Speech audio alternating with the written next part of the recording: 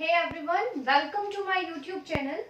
In this section, we will discuss about the development of megaspore into the female gametophyte. And in the previous section, we discussed about the formation of megaspore. And the process of formation of megaspore, that is known as megasporogenesis. So now we will discuss that what will be happening to the functional megaspore. I told you that one MMC or one megaspore mother cell, it undergoes meiosis and it produces 4 megaspores, and out of these 4 megaspores only one remains functional while other 3 they degenerate. So the functional megaspore, what will it do now? So for example, let's draw it. These are 3, 1, 2 and 3. These are 3 degenerating megaspores, and this is the functional megaspore. So the functional megaspore will be on the chelical end. It will be towards the chelical end. I told you that one cell towards the micropylar end, it behaves like MMC. Now it undergoes division to form 4 megaspores. And the megaspore which is towards, this is micropylar end and this is chelical end. So the megaspore which is towards the chelical end, it will remain functional. Now this functional megaspore, it will develop into the female gametophyte, and the female gametophyte is also known as embryo sac. So here we will discuss about the formation of embryo sac. Okay. So now, look, this is functional megaspore. I am drawing it like this. So this is functional megaspore. It is having a single nucleus. Right now it is with a single nucleus and there are no vacuoles in it. But now it will grow in size and it will there will be formation of vacuoles, and simultaneously there will be division. But this time the division will be pre-nuclear. It means only the nucleus will undergo division while the cell walls, they will not be laid. They will be laid later on. Okay, so such type of division in which only the karyokinesis goes on but there is no cytokinesis. So this type of divisions are known as pre-nuclear divisions. And these nuclear divisions will be mitotic divisions. As the number, it has been reduced to half already because the megaspores will form by the meiosis process. Now this haploid megaspore which is towards the chelical end, here in this there will be 3 free nuclear divisions. So always remember there will be 3 nuclear divisions, and these nuclear divisions will lead to formation of 8 nuclei. So how will they divide? Now look, there will be FND1. It means free nuclear division number 1. And during mitosis, one nucleus will divide and it will form 2 nuclei. So there will be formation of 2 nuclei. Okay. So now it has become binucleated. Now there will be formation of vacuoles, and due to formation of vacuoles between these 2 nuclei, these 2 nuclei will be shifted towards the opposite poles. Like there is one pole and here is another pole. So there will be formation of vacuoles between these 2 nuclei, and due to formation of vacuoles between these 2, they will be shifted towards the opposite end. So out of these 2, one will go towards this side and one will go towards this side. So there will be rearrangement of these nuclei on the poles. Okay. So out of these 2, one will be towards this side on this pole and one will be towards this pole. This is rearrangement only. Now these nuclei which have moved to the poles, they will now undergo pre-nuclear division number 2.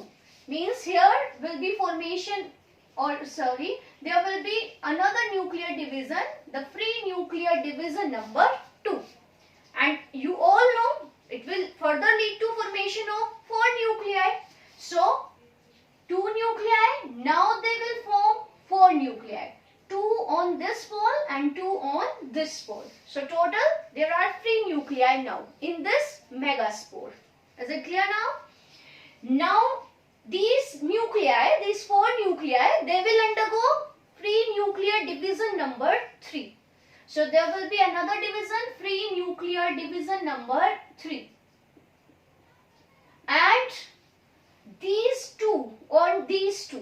So ultimately they will form 8 nuclei. 1, 2, 3, 4. 4 on this side and 4 on this side. So total 8 nuclei will be formed. Now there will be rearrangement of these nuclei, and what will happen now? Out of these 4, one will move towards the center, and from this pole also one will move towards the center. So one from this pole and one from this pole, these nuclei get shifted to the center of the cell. So rearrangement will be there, and 3 nuclei will be on this pole, 3 nuclei will be on this pole, and 2 nuclei, they have reached to the center. Now this arrangement of nuclei, it has become 3 plus 2 plus 3. If we move from the micropylar end towards the chalical end, then the nuclear arrangement is like 3 plus 2 plus 3. Means 3 on this pole, 2 in the center, and 3 on the opposite poles. So this type of arrangement of nuclei, this is called 3 plus 2 plus 3 nuclei, or the total number of nuclei, they are 8. As I told you that these divisions are strictly free nuclear.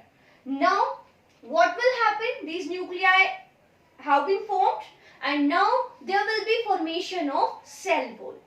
And cell wall formation, look, this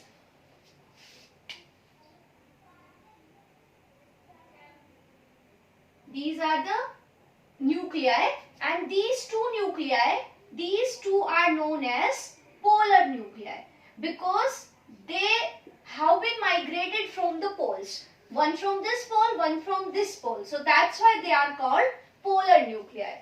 So 3 nuclei will be at the chalical end, 3 will be at the micropylar end, and 2 nuclei, which are known as polar nuclei, they will be at the center of the cell. And polar nuclei, they will be written as N plus N. Always remember that all these nuclei, they are having a haploid set of genome, or the haploid content of means chromosomes. So that's why they will be written as N plus N, because they are not fused yet. So we cannot write them as 2N. They will be separately written, means N plus N. Okay. So all the nuclei which are present in this embryo sac, they are haploid. Now what will happen? There will be formation of cell wall, which ultimately leads to formation of 7 cells. Nuclei are 8 in number, and the cells will be 7 in number. So now what will we do? We will make a diagram which will be showing the arrangement of cells. So I am showing this, and 3 nuclei are on this side, 3 nuclei are on this side. This is the chalical end, this is the micropylar end, and 2 nuclei, they are at the center of the cell. After formation of the cell wall, there will be formation of cell wall, which leads to formation of 3 cells at the chalical end. Here also the cell walls will be laid.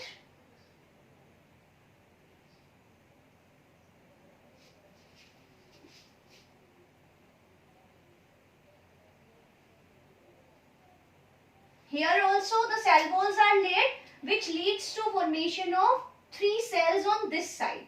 Okay, I'll be showing this nuclei later on.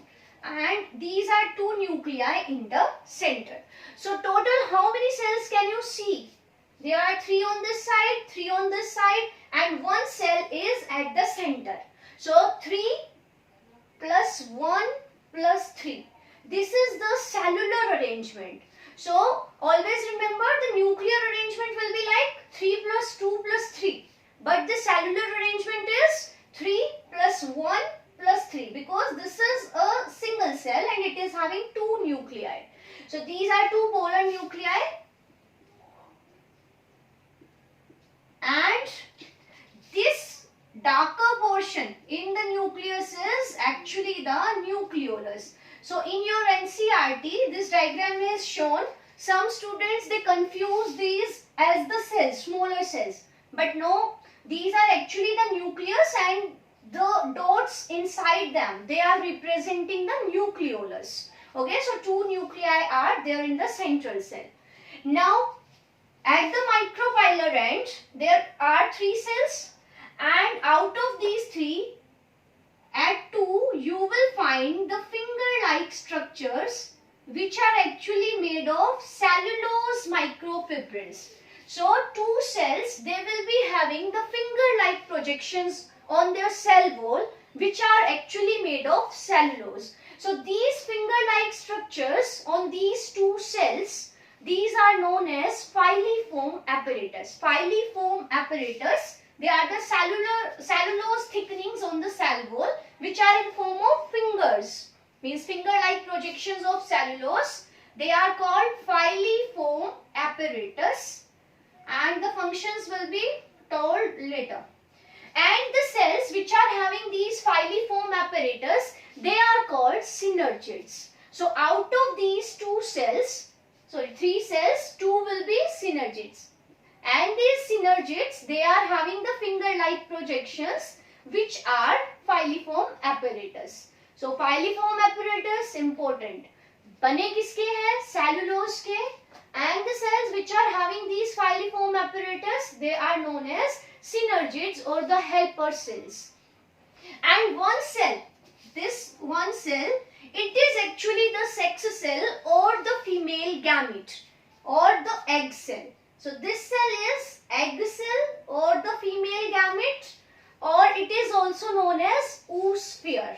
So egg cell or oosphere. So at micropylar end there are 3 cells, 2 synergids with the filiform apparatus and 1 egg cell or oosphere.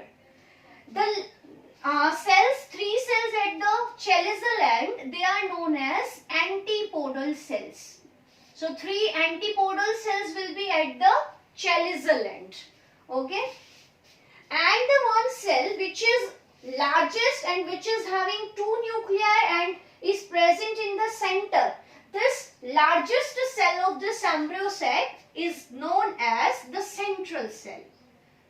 So, you can see there are 7 cells, 3 on this pole, 3 on this pole and 1 in the center. So, can you name these cells now? So, name of the cells are 1 egg cell, 2 synergids. And a group of these 3 cells which are at the micropylar end, you always have to make them on the micropylar end. So, the group of these 3 cells, 1 egg cell and 2 synergids, together they are known as egg apparatus. So, egg apparatus is the name which is given to the group of these 3 cells which are present at the micropylar end. Together they are known as egg apparatus. Okay. So, now coming to the central cell, it is having 2 nuclei and 3 are antipodal cells. So, look, synergids and egg cells, they are having vacuoles and they are having nucleus. But the polarity is opposite. For example, in case of synergids, micropylar end will be having nucleus and the vacuoles will be on the chaliceal side. Means this nucleus, it will be towards the micropylar side and the vacuoles, they are facing the opposite side. Means they are towards the chaliceal end.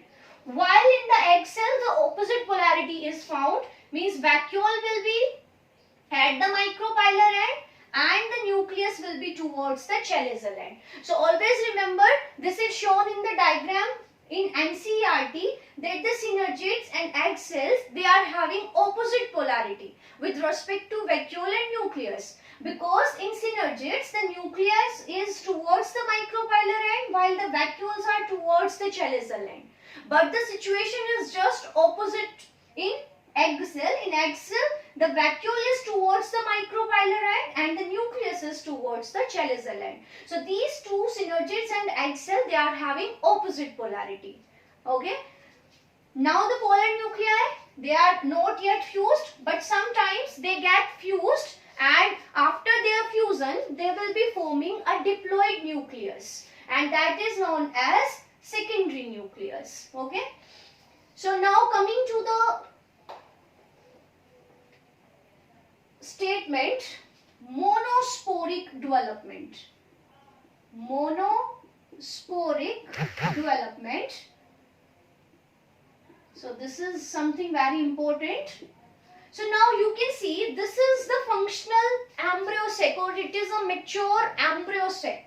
So embryo sac, and this embryo sac or female gametophyte, because it has produced a gamete, so it is a gametophyte. All the cells are haploid here, and this embryo sac, it has been developed from a single megaspore. I told you, out of 4 megaspores, 3 got degenerated, but 1 remained functional, and that functional megaspore produced or developed into the embryo sac. So such type of development of female gametophyte from a single megaspore, it is known as monosporic development. Mono means single, sporic means megaspore here, and development. So development of female gametophyte or the embryo sac from a single megaspore, it is known as monosporic development, and in this type of development is present in 80% of angiosperms. So only this type of development is mentioned in our NCERT, so we will go only with this. Okay. So monosporic development is the most common type of development which is present in 80% of angiosperms, and rest there is bisporic or some other conditions there. So we will not go to that. So this point is very relevant for you. Okay.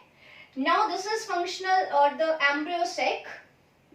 Where is it present? It is present in the ovule towards the chalicer end. So the embryo sac, it is found in the ovule. Now looking at the cells and their function, look, there are 3 cells towards the micropylar end. Out of these 2, out of these 3, 2 are synergids. So what is the function do they perform? These synergids, what functions do they perform? So look, synergids, they are very important because they are the cells which guide the entry of pollen tube in the embryo sac.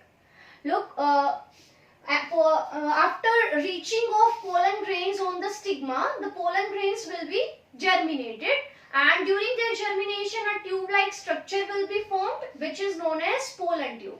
Now the pollen tube, it grows through the style and ultimately it enters into ovule and the embryo sac, and the entry of pollen grain into the embryo sac, it is directed by the synergids. Synergids secrete some chemicals, and under the influence of these chemicals, the pollen tube will be growing into the embryo sac. So this is very important function of synergids, that they secrete some chemicals, and these chemicals, they direct the entry of pollen tube. They direct the entry of pollen tube into embryo sac. So such type of movement means the movement or the growth of pollen tube in towards the embryo sac. It is under the influence of chemicals. So such type of movement or the tropic movement, because it is a growth movement, such type of movement is known as chemotropic movement or chemotropism. So this is the example of chemotropic movement, because in this the whole pollen grain is not moving. Only the pollen tube which is emerged from that pollen grain, it grows into the embryo sac or towards the embryo sac under the influence of chemicals. So such type of movement, it is known as chemotropism or chemotropic movement. And for this, the chemicals will be secreted by the synergids. Okay. And the filiform apparatus, they guide the entry of pollen tube into the synergid. Look, synergids की वजह से, synergid जो chemical secrete कर रही है, उनकी वजह से pollen tube embryo sac में enter कर रही है. Now from where this tube will enter into the embryo sac? So always remember, the pollen tube will enter into one of the two synergids. There are two synergids. Now the pollen tube, it will enter into one of the two synergids. Okay? So pollen tube synergid में enter करेगी और उसकी entry को synergid में कौन guide करेगा? These filiform apparatus. So we can write the filiform apparatus. They guide the entry of pollen tube into synergid. So these are two important functions. Look, synergids की वजह से एम्ब्रियो सेक में pollen tube enter करेगी और synergid में किसकी मतलब कौन गाइड करेगा उसकी एंट्री को? फाइलिफॉर्म apparatus, which are the finger-like projections on the cell wall of the synergids. Now the synergids are short-lived. Means जब pollination होता है उस तभी एक synergid तो degenerate हो जाती है. And this degenerating synergid, it secretes the chemical which will guide the entry of pollen tube into the embryo sac. So one synergid, it degenerates during pollination, and the another synergid, it will be degenerated after pollination. So one during pollination and one after pollination. Ultimately, the two synergids will be degenerated. So the synergids are very short-lived cells. They soon get degenerated. And the filiform apparatus, one important function is left, that they absorb the nutrients from the nucellus. Look, outside there is ovule and the nucellus. So from nucellus, because the cells of nucellus, they are parenchymatous, and the main function of parenchyma is storage. So those cells will be storing food. So from nucellus, the nutrients are absorbed by the filiform apparatus and they are given to the egg cell and for the zygote for their development. Okay, so they also help in the absorption of nutrients. I hope these functions are clear. Synergids के functions very important. These are very important for you. Now coming to another function of egg cell. Now coming to the egg cells. So egg cell is the female gamete. So no doubt after fusing with the male gamete, it will form a zygote. And zygote will form an embryo, and embryo will form a new plant. So the genotype means it is contributing its genome to the plant. Means जो plant grow करेगा उसमें से means जो zygote होगा, zygote को ये अपना genotype दे रही है. So it is contributing its chromosomes or its genome for the further development of the plant. Okay? So इसके बारे में तो हम detail पढ़ेंगे बाद में. So this is also known as megagamete. oospore को हम megagamete भी कहेंगे because its size is larger than the male gametes. So megagametes, it is also given the name megagamete. Now the central cell, it is the largest cell. You can see from this diagram that the central cell, it is the largest cell of embryo sac, and it is having two polar nuclei, and these polar nuclei will fuse with one male gamete, and ultimately this will lead to formation of a structure that is called primary endosperm nucleus. You will be studying this in detail in next lectures. So central cell is the largest cell and it is having two polar nuclei. So these two polar nuclei, they will fuse with one male gamete and it will form a structure or a nucleus which will be triploid, that is called PEN, primary endosperm nucleus, and it is 3N, triploid, because N plus N and N. So 3 nuclei are involved, so it will form a triploid structure or a nucleus which will be known as PEN. And after this fusion, the central cell, it will be converted into, or it will be known as PEC. The central cell, after fertilization, it will form PEC or primary endosperm cell, and this cell will now lead to the formation of a nutritive tissue that is known as endosperm. So endosperm का development we will discuss it in detail. So central cell का याद रखना है कि PEC में convert हो जाएगी and PEC आगे चल के endosperm बनाएगी. And the endosperm is a nutritive tissue. It provides nutrition to the developing embryo. Now coming to the functions of antipodal cells, their functions are still unknown और इतना detail में इनके functions के बारे में known नहीं है.